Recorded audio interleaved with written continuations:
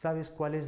como lo digo yo, receta jurisprudencial para poder preparar un despido legal y justificado sobre la base de esta jurisprudencia nacional? Pues si no lo sabías, estoy seguro que este video te va a interesar. Sígueme.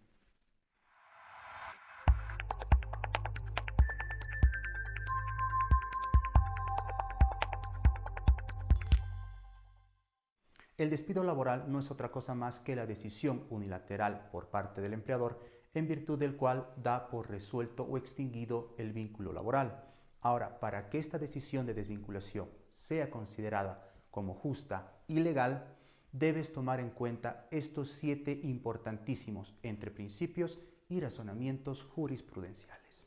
Lo primero que vamos a necesitar para poder preparar un despido legal y justificado es el de aplicar el principio de causalidad objetiva y psicológica, que fundamentalmente se refiere a que el empleador previamente al proceso de desvinculación o gestión de despido de su trabajador previamente tiene o debe de verificar que las causas que han motivado la decisión de desvinculación hacia el trabajador hayan sido emergentes o hayan sido productos de razones que dentro de un margen de razonabilidad objetiva y previa probanza inicial o prioritariamente se encuentren directamente relacionadas con la inconducta del trabajador.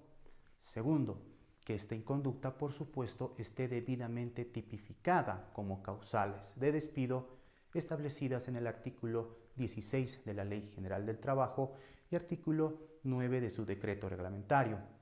Tercero, y no menos importante, que por supuesto estas inconductas hayan desembocado en una afectación gravísima a los medios de producción, a la economía o a la estructura organizacional de la empresa que por supuesto ponga en riesgo su funcionamiento. Otro principio jurisprudencial que se necesita para poder preparar un despido legal y justificado es básicamente el principio de actualidad, que fundamentalmente se refiere a que la decisión del empleador de despedir a su trabajador haya sido tomada oportunamente, es decir, contemporáneamente a la falta sobre el fundamento sobre el cual, por supuesto, opera el despido. Es decir, o hacer lo contrario significaría que el empleador, una vez haya corroborado el hecho infractor y no haya asumido una medida inmediata al respecto, equivaldría a suponer que el empleador ha absuelto o ha perdonado esta infracción,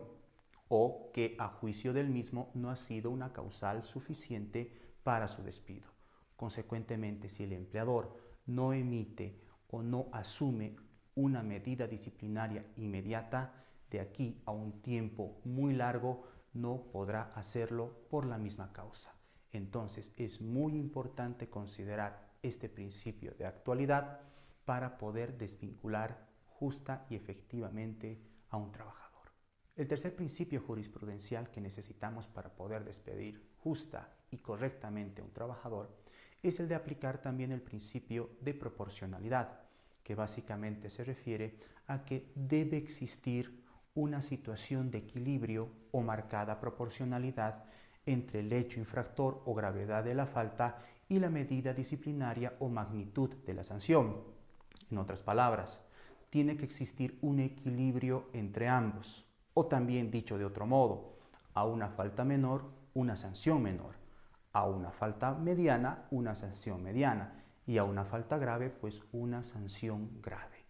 Este principio es muy importante y que si no se lo toma en cuenta, el empleador tiene el riesgo de que cualquier autoridad administrativa o jurisdiccional en lo posterior pueda prácticamente declarar o considerar este despido como injustificado por no existir una proporcionalidad entre la sanción y la infracción. Este cuarto, que más que un principio es un razonamiento jurisprudencial que se necesita para poder preparar un despido legal y justificado, es el directamente relacionado al hecho de que el empleador durante todo el proceso gestión de desvinculación o de despido le tiene que garantizar a su trabajador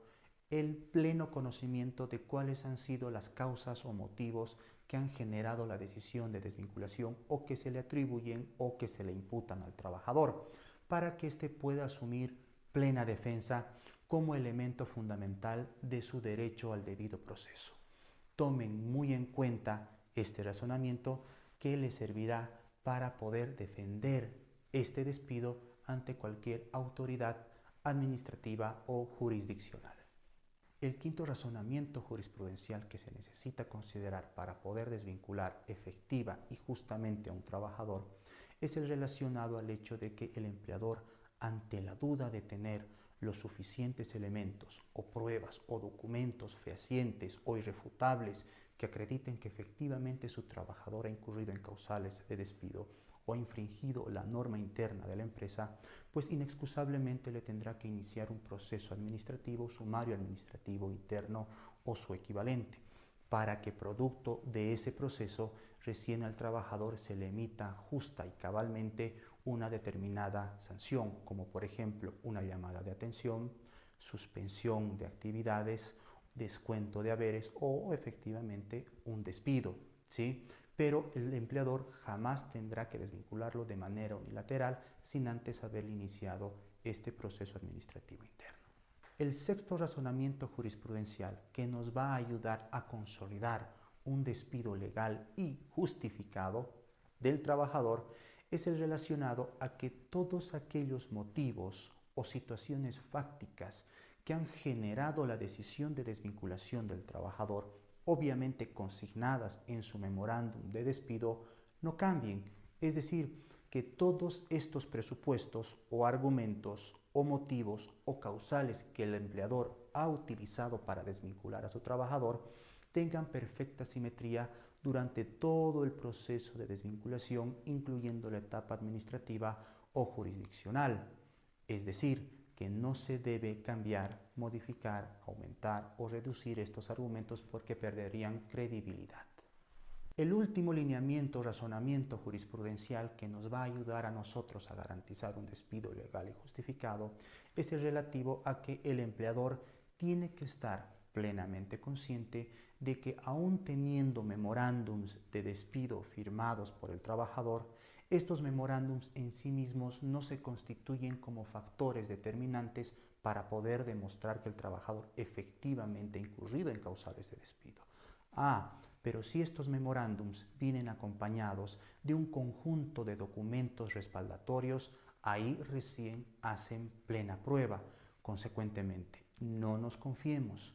Todo memorándum de despido debe estar debidamente respaldado con documentación que corrobora que efectivamente el trabajador ha incurrido en causales de despido, motivo por el cual se ha terminado emitiendo estos memorándums. Sin más que decir y esperando haberles como siempre ayudado, me despido. Un abrazo.